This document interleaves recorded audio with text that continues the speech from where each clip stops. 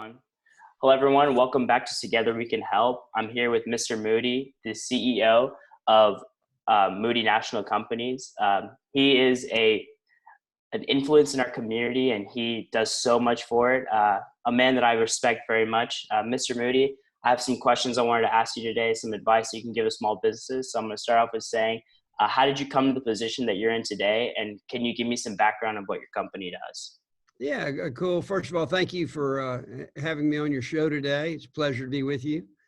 Well, my name is Brett Moody, as you just introduced, and I founded Moody National Companies back in 1996. We started as a mortgage banking firm, providing debt and equity to real estate owner-operators around the country.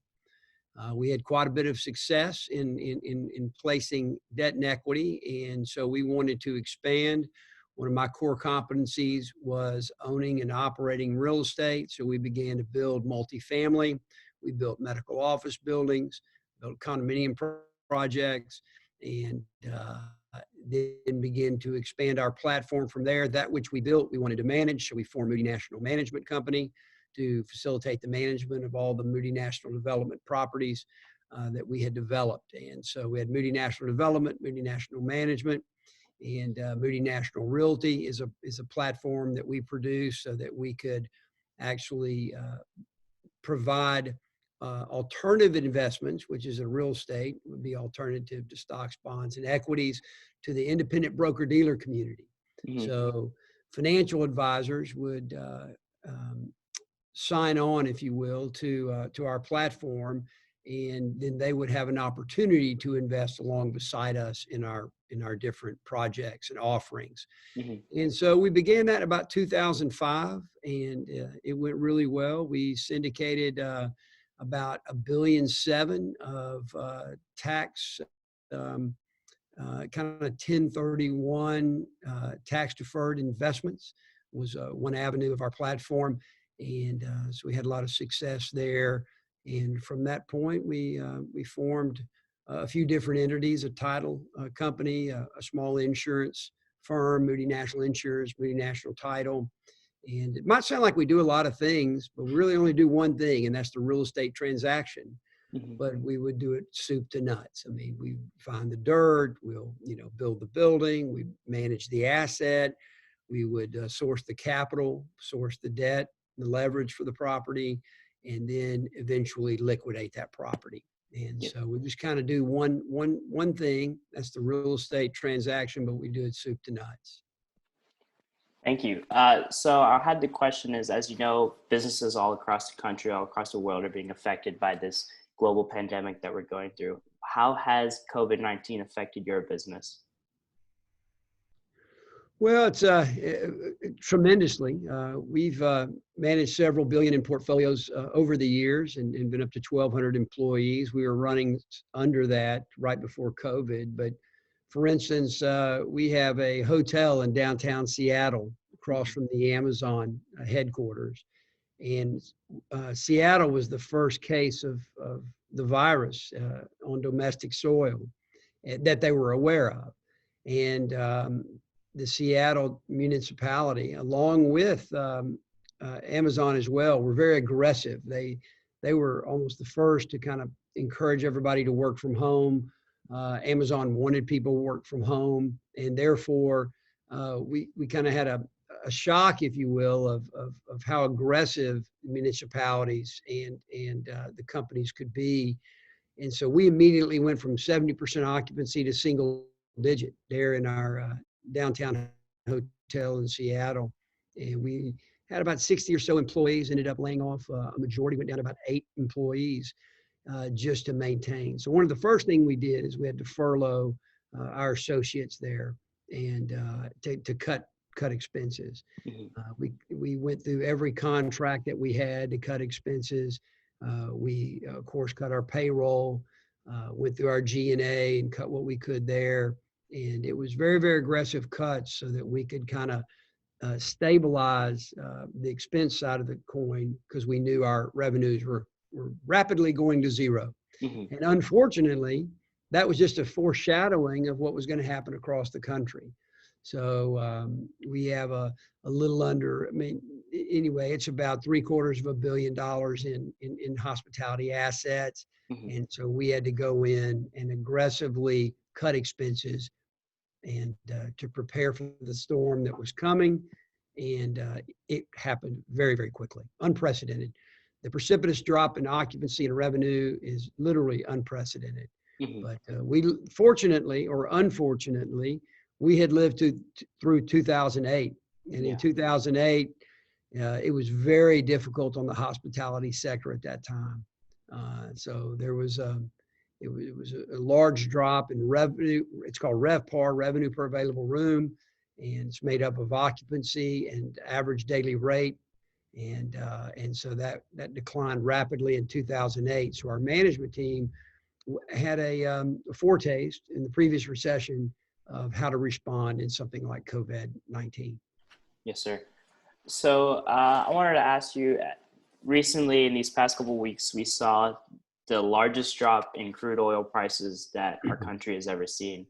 And Houston being an oil capital city, how do you feel that the fall of crude oil will affect our Houston economy, not just real estate, but in hospitality and all of the above? Well, previously in the life of Houston, as oil, so goes Houston. Fortunately, over the last decade or so, probably the last 2 decades, Houston is somewhat diversified: healthcare, financial services, and technology.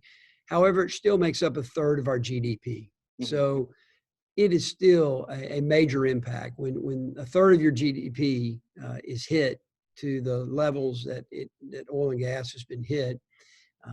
Then it is going to impact Houston.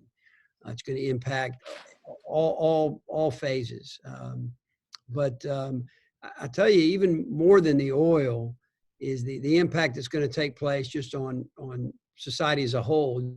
Just we've been thrown forward in technology. Hmm. I mean, just as you and I today, we would meet instead of a webcam, right? And we would sit down across from one another. So the oil, I think, just compounded in Houston what we're going to see on just the shelter in place. And then as we return back to what's going to be, I guess, business as usual, which I don't think it will be like it was before, Hmm. um, you're going to have um, a change in methodology for the way people shop.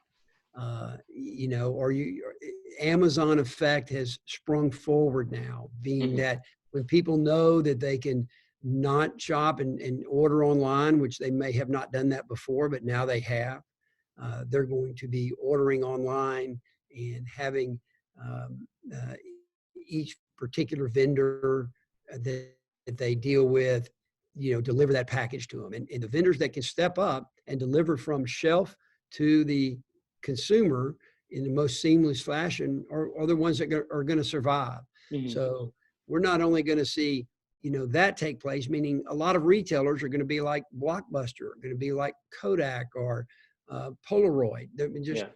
They're not going to make it, right? Because they can't deliver that, product virtually and digitally and overnight. And so in the same way, back to your oil question, Houston is going to have a greater impact because we're going to have the impact of COVID-19 and the slower return to whatever the new normal is, and then you have exacerbated by the oil and gas, because we are going to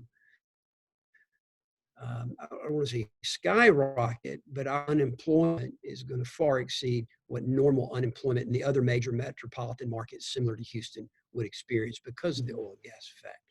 So, talking a little bit more about that, there's the question that I know for sure that companies like Shell, ExxonMobil, and and uh, uh, can't think of another one off the top of my head, but they diversify their ConocoPhillips. ConocoPhillips, There you exactly. go. They diversify their assets and not only looking in oil, but I know now they've started investing a lot of money, especially in this southern area in solar, wind, and nuclear energy. So, do you think this is going to be a reality shock for these companies. Like, hey, okay, maybe if this is going to happen constantly with this constant up and down of oil that we've experienced through the past couple of years, should we spend even more money on solar, even more money on nuclear, and come out with these alternative assets that I spoke to a company in New York over the summer where they're setting up solar panels in metropolitan cities like New York for people who have their houses, and they can, all their excess energy they produce through their solar power, they can sell it to other people through a blockchain, which I thought was pretty interesting. So do you think these big multi-billion-dollar companies, trillion-dollar companies are going to start investing into these processes where people can sell energy to each other through their own ecosystem? You know, they should. Unfortunately, I don't see a lot of promise.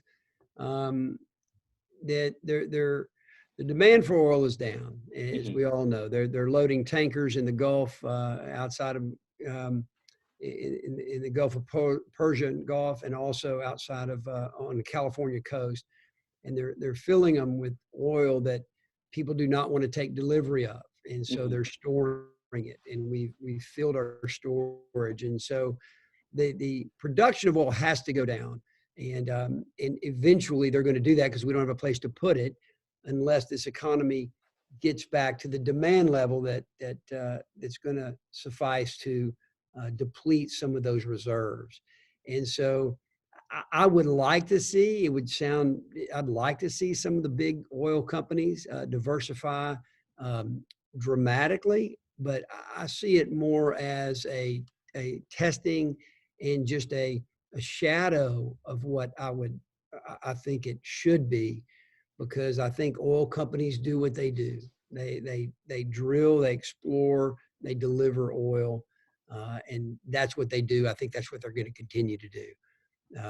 I think the automakers should move to more of a sustainable energy instead of using the combustible engine for autos. And so they have made movements, but I think Tesla's a good example. They're not moving fast enough. Even though they're trying to, they're not at the forefront of that. And Tesla has come along and shot past them. I think you're going to see the same thing happen in the oil and gas and alternative energies. You're just going to have other companies that are focused on it. It's what they do, and they're going to do it really well because it's going to be what they do. Yeah. So getting the big three, GM, Chrysler, Ford, have been very slow to move, even though they have somewhat moved in it. Tesla has, surpassed them, right? Yeah. And so I would expect the same. Matter of fact, they're in their market cap, they're larger than all three of them put together now. Yeah. So I think that you're going to see the same thing in alternative energy. So going back to the big ships off the coast that they're holding all the oil, I read a statistic online saying that usually 50% of our oil supply is used by normally heating homes and also airplanes just flying back and forth with each other. And now with people not being able to leave their houses, not being able to travel, my dad's a consultant. Usually he's coming in and out of the city every single week. Him being at home for the past 2 months, I don't know how we're going to make that shift back with all that oil that we have left. And Saudi Arabia and Russia still producing mass amounts of oil every single day. I just don't see us moving fast enough to bring oil back to a positive number in the next couple of months. No, I think it'll take, a few quarters to work itself out. I do think it'll come back. I was surprised by the numbers that I've seen recently. The automobile was only down 32%. I would expect it to be more. They said airline fuel was down, demand was down 21%. Well, I mean, they're down 95% in travel, 90 to 95%. Why is the demand only down 21%? So I think there's some, the numbers don't seem to match to what the drop in demand for flying is for an airline seat versus the drop that we've seen for jet fuel demand. Yeah. So it only showed a 21% decline. How is that? So I don't know if if the airlines are building up a little bit and taking advantage of the lower cost. So, or what, but that was very interesting to see. But I think it's going to take, just like you said, it's going to take a time to work out. So speaking of airline companies, do you feel the bailout of multinational companies that are worth billions of dollars was justified? I think it depends. You know, um, I appreciate the previous the previous board member of Boeing, uh, who was also, I don't know if you know, she was also the governor of South Carolina and also representative to the UN for the United States under Trump. She actually resigned from the board over Boeing's desire to take $60 billion. Nikki So Haley, correct? Nikki Haley, Yes, I've and met her. I think she's very proactive. We've done some business in South Carolina and been very pleased with her proactive business attitude. She's great for business, Mhm. and so I thought that was interesting. So evidently she didn't, but I mean I don't necessarily. I'd say I don't have a dog in the fight. Do have an opinion? I would have to. I would have definitely if Boeing did need the help, which I wasn't there in the room. Um, we definitely want to have an airline manufacturer. There's really Boeing and there's Airbus, right? Mhm. And so are you going to have your American institution company go by the wayside and not be able to create aircraft on domestic soil? Mhm. And so there's probably some national security there somewhere, but could they have access to capital markets? I think they could have. And so I would have been with Nikki Lake saying, go access the capital markets. You have the wherewithal to do that. But I don't think they thought they maybe could at the time because of being sidelined on their 737. So if they really felt it was going to be punitive going to the capital markets, then maybe they did have an argument. But I do think it's in Americans' best interest to keep a aircraft manufacturer on domestic soil. So what's actually pretty interesting about that is 2 episodes ago on my show, I had my professor that I studied at Columbia over the summer in blockchain, AI, and cryptocurrency. And my professor came on the show and he was speaking to us, and I asked him the same question. And he said that we should equity crowdfund for companies like Boeing to nationalize it for the American people. So when they need the money, instead of getting this bailout, well, so technically they're getting donation crowdfunding from the taxpayer dollars right now, where we're giving them our money and we never see any return in it. But if they do equity crowdfunding with the American people, I can go buy $100,000 worth of Boeing equity, and I will have a stake in that company at that point, creating more interest for people of the United States to want to use Boeing flights. And it kind of puts these big companies in check, saying, hey, if we mess up, because we knew this was going to happen, we saw that we're going on this upriding trail of the market. At some point, it's going to crash. I read Tillman Fertitta's book, and he has a pretty great quote where he's like, everything that's going good, there's always going to be something worse to follow it. So you need to be prepared for that. So they knew something that was going to happen. And it kind of keeps them in check to be prepared, have liquidity on hand, be ready for it. And if you don't, then the American people should have a stake in your company. And they had a 1-2 punch. I mean, their 737 was sidelined. Their Dreamliner still has 20 years of demand that they make there in South Carolina because of Nikki Lake, as a matter of fact. Mm-hmm. And so, I think they had a 1-2 punch. So the time it would take to educate and disseminate the fund, I think would be more time. But I agree with you. And as I previously mentioned, if the U.S. was going to do it, the federal government was going to do it, then they needed to take an equity stake in that and have upside. Mm-hmm. And so just what you're talking about, I just think it would take a little longer to educate everyone that what Boeing was doing and see, it's going to take a long time to get, the kind of money that they needed. Yeah. So anyway, I agree with that in concept. I think it's a little harder to bear out. Yeah. So my final question is, what advice do you have for some small businesses that are struggling right now? It's a great question. Unfortunately, I'm a relatively small business compared to most, and again, we were here in the Asian contagion in '97 when the Russian bond market crashed and the real devaluation in Brazil, and the Asian contagion is what they called. And then I was around for the dot bomb, and then I was around for the 2008 Great Recession. And then here I am for COVID. And unfortunately, I do have a little bit of experience in downturns. And I think the first thing is not unlike our management team did on the hotels. You really have to immediately watch your expenses. You have to go through, you almost start with a blank piece of paper and go through and say, okay, what do I have to spend? And just, you can get that to a minimum.